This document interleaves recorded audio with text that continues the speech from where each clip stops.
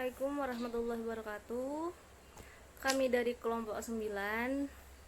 Di sini kami akan membahas mengenai hubungan antara sosiolinguistik dengan bahasa.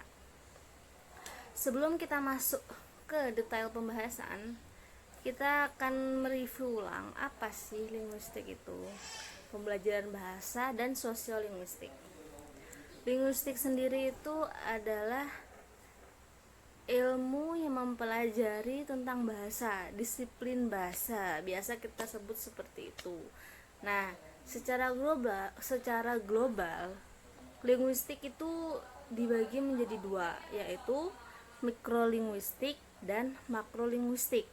Mikrolinguistik yakni lingkup linguistik yang mempelajari bahasa sebagai kepentingan bahasa itu sendiri,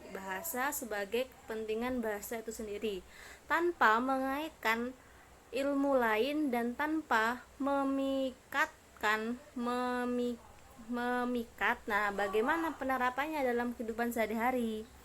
Sedangkan makrolinguistik yakni lingkup linguistik yang mempelajari bahasa dalam kaitannya dengan luar bahasa yang hubungannya dengan ilmu lain dan bagaimana penerapannya dalam kehidupan sehari-hari. Lalu kita lanjut ke pembelajaran bahasa. Pembelajaran bahasa di sini dapat kita definisikan sebagai alat untuk berinteraksi untuk menyampaikan suatu gagasan. Biasanya seseorang mempelajari bahasa itu dengan tujuan-tujuan yang berbeda. Ada yang untuk melancarkan bahasa tersebut, ada yang untuk bercakap-cakap, atau untuk tujuan pendidikan. Nah, sedangkan sosiolinguistik sendiri yakni sosio merupakan ilmu yang mempelajari tentang masyarakat manusia yang ada dalam masyarakat, sedangkan linguistik yakni ilmu yang mempelajari tentang bahasa. Jadi secara garis besar, sosiolinguistik merupakan ilmu yang mempelajari bahasa dalam kehidupan masyarakat sehari-hari. Seperti contohnya di setiap daerah banyak kita temukan bahasa-bahasa yang berbeda. Itu merupakan salah satu efek dari bahasa yang ada di daerah-daerah tersebut sesuai dengan masyarakatnya, sesuai dengan kultur yang ada. Sedangkan sosiolinguistik sendiri itu mengkaji bahasa dengan mempertimbangkan atau memperhitungkan hubungan antara bahasa dengan masyarakat penuturan bahasa itu. Nah, salah satu pakar linguistik atau pakar yang mengemukakan istilah linguistik yakni Himes, yakni the term sociolinguistic to the correlation between language and societies, particular linguistic and social phenomena, yang artinya istilah linguistik untuk menghubungkan antara bahasa dan masyarakat serta bahasa dan fenomena dalam masyarakat sendiri. Nah, setelah kita review ulang garis besar, sebelum kita membahas lebih jauh mengenai hubungan antara linguistik dan bahasa yang akan dijelaskan oleh teman saya sebentar lagi, maka kita sudah mendapatkan kesimpulannya. Sudah mendapatkan kesimpulannya apa itu linguistik, apa itu bahasa, dan secara garis besar apa itu sosiolinguistik. Nah, akan dilanjutkan oleh teman saya Abu Bakar. Terima kasih. Saya akan menjelaskan beberapa materi tentang dengan mata kuliah sosiolinguistik. Saya akan melanjutkan ke materi urgensi sosiolinguistik dalam pembelajaran bahasa. Nah, di sini banyak faktor yang mendukung kesuksesan pembelajaran bahasa, misalnya yaitu tujuan pembelajaran, bahan pelajaran, kemudian dana dan sarana siswa dan guru. Kesuksesan pembelajaran bahasa tidak mungkin mencapai titik sukses jika hanya menonjolkan salah satu faktor dan mengabaikan faktor yang lain. Nah, di sini untuk mencapai kesuksesan dalam pembelajaran bahasa tidak harus menonjolkan salah satu faktor, tidak harus mengabaikan faktor yang lainnya. Nah, untuk lebih memahami faktor-faktor itu, di sini ada gambar matahari yang bercabang 8. Ada tujuan, pengetahuan, keterampilan, dan sikap yang ingin dicapai dalam proses pembelajaran. Lalu kemudian ada siswa bagian siswa, yaitu usia, kemampuan, latar belakang, motivasi, dan kebutuhan lain-lain. Lalu kemudian pengajar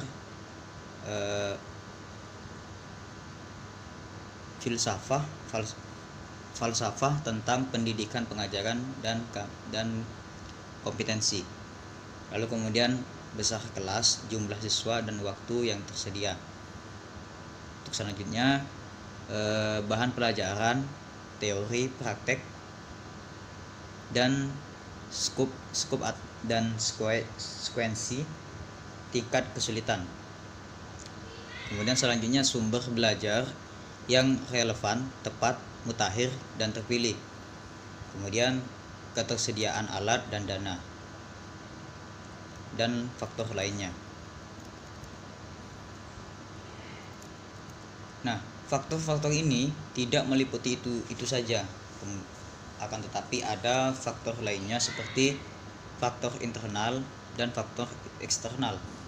Nah, faktor internal ini dimaksud berasal dari diri setiap orang yang ingin mempelajari bahasa Arab, di mana ia bisa membantu dan mendukung, juga memberi semangat kepadanya agar lebih giat guna mencapai target yang diinginkan. Nah, maksud dari faktor internal ini ada keinginan diri sendiri. Faktor eksternal.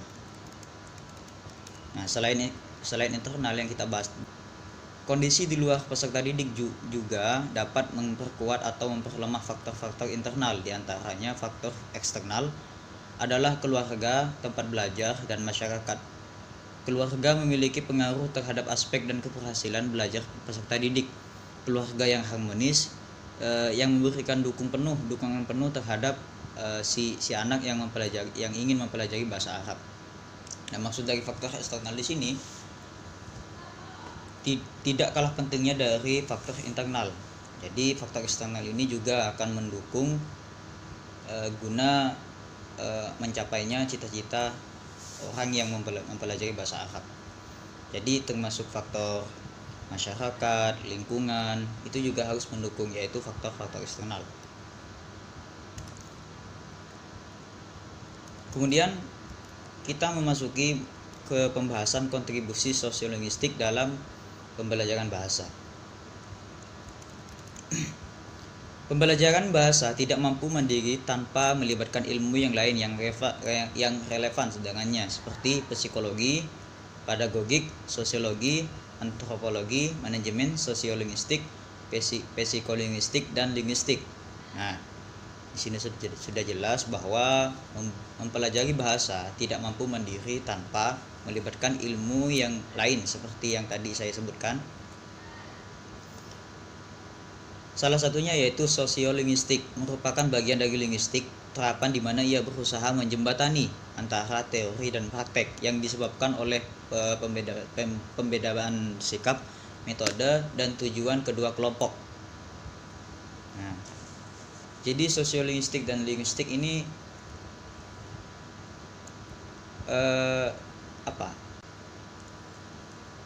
selain itu, sosiolinguistik juga merupakan salah satu ilmu bahasa terapan yang mempelajari tentang problematika dialek suatu daerah dan juga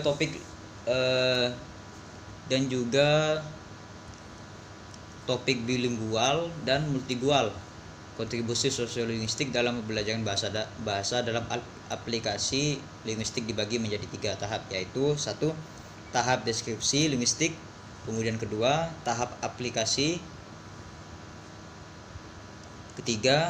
tahap aplikasi ketiga yaitu tahap kegiatan pembelajaran bahasa. Dapat disimpulkan bagi saya yaitu penerapan sosiolinguistik dalam pembelajaran bahasa tidak secara eksplisit dapat kita temukan. Kita pahami bersama-sama bahwa sosiolinguistik merupakan salah satu ilmu bahasa terapan yang mempelajari diantaranya tentang problematika dialek suatu daerah dan juga topik bilingual dan multigual. Kontribusi sosiolinguistik itu ada 3, yaitu tahap deskripsi linguistik, kemudian tahap yang kedua tahap aplikasi berhubungan dengan soal silabus, kemudian ketiga tahap aplikasi yaitu tahap kegiatan pembelajaran bahasa. Sekian yang dapat saya sampaikan, kurang lebihnya mohon maaf. Wassalamualaikum warahmatullahi taala wabarakatuh.